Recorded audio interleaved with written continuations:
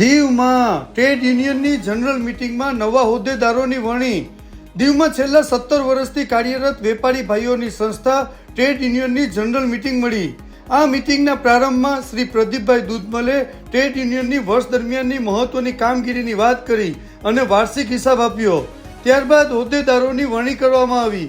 તેમાં પ્રમુખ તરીકે ફરીવાર કાદરભાઈ કુરેશીની સર્વાનુમતે વરણી કરવામાં આવી.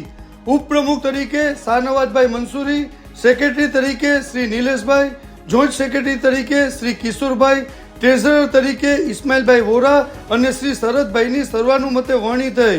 વરણી બાદ દરેક હોદ્દેદારોને શુભકામના પાઠવી. મારી ઈચ્છા છે કે નવો કોઈ પ્રેસિડેન્ટ નિમણૂક થઈને નવો કોઈ બને.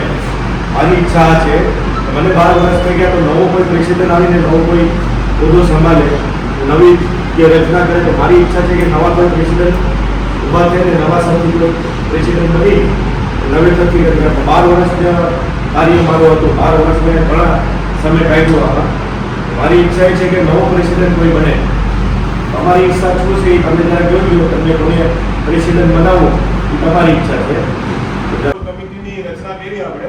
એમાં પ્રેસિડેન્ટ તરીકે આપણે કાદરભાઈને બનાવવામાં આવે છે. એ પણ એને ક્યાંથી કરી નાખશો આપણે.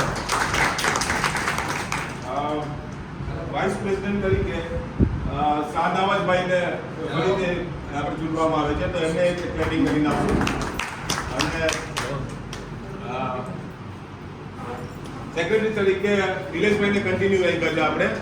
તો નિલેશભાઈનું પણ કામ બહુ સારું છે. તો નિલેશભાઈને આપણે ક્લેટિંગ કરશું. વાઇસ સેક્રેટરી તરીકે ઝાલાબાપુને આપણે અત્યારે અહીંયા સિલેક્ટ કરવામાં આવ્યા છે. તો ઝાલાબાપુને વાઇસ સેક્રેટરી તરીકે આપણે કામ કર્યું છે. ટ્રેઝરર તરીકે ઇસ્માઇલભાઈ બહુ સારું કામ કરે છે. એટલે પરફોર્મન્સ બહુ સારું છે. અને એમની સાથે શરદભાઈને આપણે ચૂંટવામાં આવ્યા છે. એટલે અહીંયા આપણી કોર કમિટીની જે કોર છે એ આપણે ચૂંટી લીધા છે.